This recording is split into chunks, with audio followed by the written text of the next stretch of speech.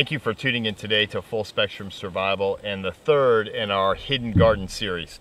As you can see today, we have, these are predominantly squash, which we did a little bit of research and we felt that even though it's so late in the growing season, we picked an area that has some limited overhead cover.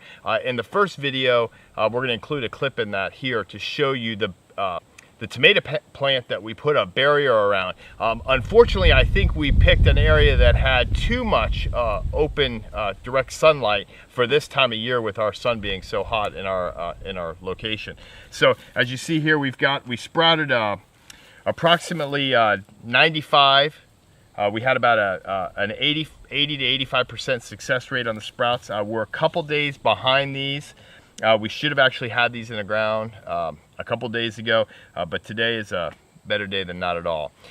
We picked an area. What we talked about doing was, in our first video, was this is going to be a set of plants that we're going to do, and we're going to actually spread them around in this general area.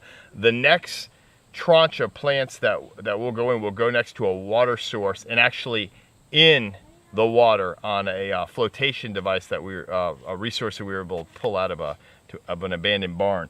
So you might be interested in that. That might solve some of your requirements in having not to go back and water them. We've also come up with some field expedient water methods we'll show you on the next video.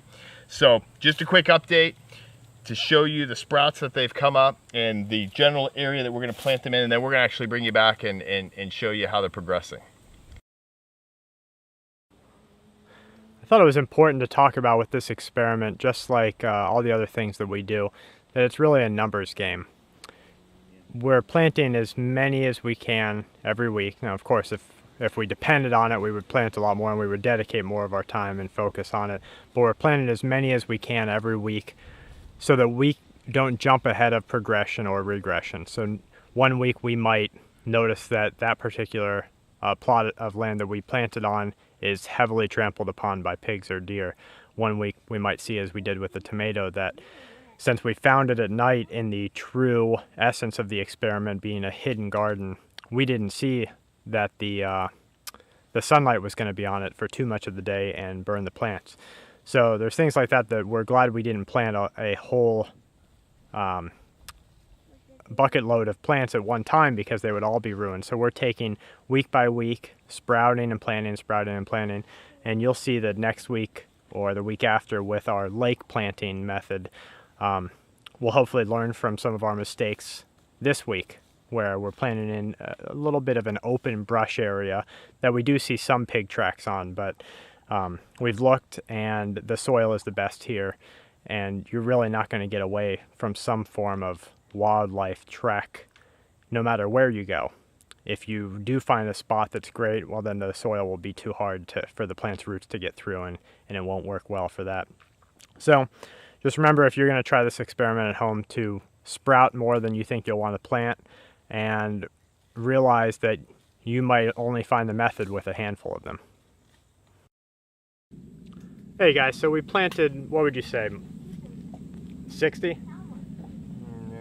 40? Yeah, about 40, about half. Roughly half our group of plants here.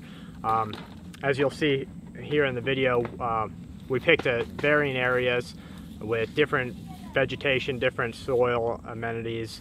Some parts of the soil were drier, some parts were wetter, some were more heavily rooted, some very dense with really great looking dirt. Some very sunlight exposure.